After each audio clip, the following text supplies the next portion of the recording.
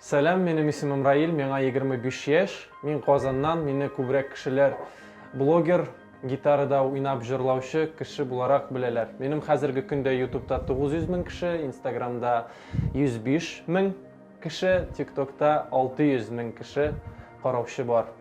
Muzika bilan men 7 yoshda tanıştım. Men birinchi gitarani 2009-yilda bo'lak etdilar.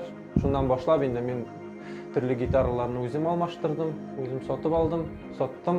2010-yilda men gitara bo'yicha muzikal maktabga yangadan kirdim ikkinchi topqir. Ham menga Bekniq Farid Vahitovich degan o'qituvchi bo'lishdi muzikal maktabda, o'zining bilimini berdi. Ham konservatoriyaga 11-klassdan so'ng men kira oldim. Lekin ko'p kishi bunday fikrni bila, konservatoriyaga muzikal maktabdan so'nggina kirib bo'lmaydi. Muzikal kulliyatini sen bitirga tegish eng muhimi. Lekin men uni bitirmadim. Shu vaqtda kira oldim. Chunki Bekniq muzikani yaratganman, tirishganman, o'qiganman. Shundan beri 2013-yildan 2017-yilga o'qidim Bayanga. Blogerlikka yo'l shu gitaradan boshlandi desam bo'lar, chunki 2010-yilda bizning uyda internet borliqqa keldi. Internet keldi bilan men kishilarga o'zimning talentimni ko'rsatirga tiladim. Shu yildan boshlab men qo'yda bormasam da video tushiraydim. Video meni tushiralar edi, ham u videoni topib men internetga kiritaydim. Birinchi videolar shu bayanda o'ynab, gitarada o'ynab chiqarilgan kuylar edi. Birinchi kanalim bek o'ng'ishli bo'lmadi.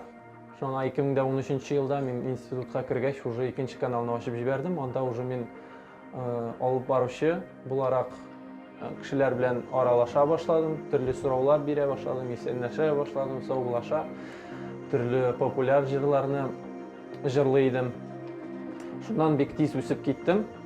Lekin bu vaqtda men ishlagan ishim mana bu blogerlik menga o'xsha ketirmaydi.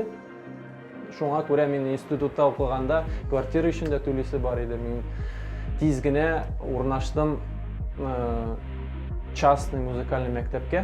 Anda men gitara bo'yicha, anlar bayan bo'yicha 2 yil o'qitdim o'quvchilarni, belakay bolalarni o'ynarga. Ham azmas turli to'ylarga, majlislarga yuriydim bayanda o'ynab. Bir vaqtda boshima shu bir fikr suqdi. Shu blogerlik bilan nig'roq shug'ullanam deb o'zimga bir maqsad qo'ydim. O'tar ishim. Chunki bek ko'p turli ishlarni ishlasam vaqt tez bitaydi. Ammo o'xshada ko'paymaydi u vaqtda. Shunga men borsida qoldirdim, butunlay YouTube'ga kirib ketdim, shumdim. So'ngroq YouTube endi o'xsha ketira boshladi. O'z onlayn kurslarni yozdirdim, maktabimni ochib berdim. Ham menim borsida yaxshi edi. Turmushimda ish yaratgan ish bor. O'zim topmayman, sport bilan shug'ullanaman, mening planlar bor, maqsadlar bor. Shularga g'ina erishishga kerak edi. Lekin meni mana tortib armiyaga olib ketmoqchi bo'larak kishilar borliqqa keldi. Men hozirlandim u armiyaga. Sportdan boshqa men bek ko'p videolar tushirib qoldirdim o'zimning YouTube'da. Men ketdim, xizmat eta boshladim, lekin har otna so'yin sreda kunni menim bir video chiqaydi. Menim kanalim o'lmas uchun, kanalimning ismi Хижина muzikanta. Hozirgi kunda da bek ko'p kishi meni shularga chaqiradi. Mening ismimni bilmaylar, uramda da Хижина gina deylar. Shuna biroz kulki chiqa Хижина. Armiyada menim uyda tushirgan videolar bitdi 1-2 oydan. Ham menim kanal o'lmas uchun men turli videolar shu armiyada da tushira boshladim. Meni podдержать etgan kishini topdim. Polkovnikni u rizolik berdi. Armiyada tushirilgan videolar bek ko'p prosmotr jeydi Instagramda da, YouTube'da da. Men ketganda Instagramda menim 13 ming kishi edi. 13 ming kishi. Qo'yqash 60 ming kishi edi.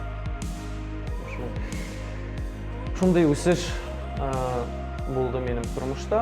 Lekin armiyada video tushirishga kishiga kengash bermas edim, chunki bu bek опасно. бик күп проблемалар булырга мөмкинлек бар. Мин үзем дә куркып кына бу барышны эшләдем, ләкин минем артка юл юк иде. Чөнки мин бу проектны үз вакытында башладым, мин аны ташларга армия өчен теләми идем. Бүгенге көндә җырчы булу теләүче кешеләр бик күп. Хәзер бүгенге көндә бик күп алар. Һәр көн саен яңа җырчы барлыкка килә, һәрберсе рэп яза, яңа җырлар яза һәм танылырга телиләр барсы да. Ләкин бу массада теге үзеңне күрсәтү бик авыр. Бу сферада ике юл бар дип мин шутлыйм. Үзеңнең акчаң булмаса, син блогерлык белән генә үсә аласың, ләкин сине бер продюсер кулга ала. Продюсерлык бик тоже җиңел эш түгел. Тизрәк үсәсең, сине тизрәк беләләр, ләкин син үз-үзеңә хуҗа булмыйсың. Һәр вакыт саен син продюсер әйткән сүзен тыңларга тиеш, барсы да эшләргә. Ә менә блогерлык аша иң безнең гасырның иң яхшы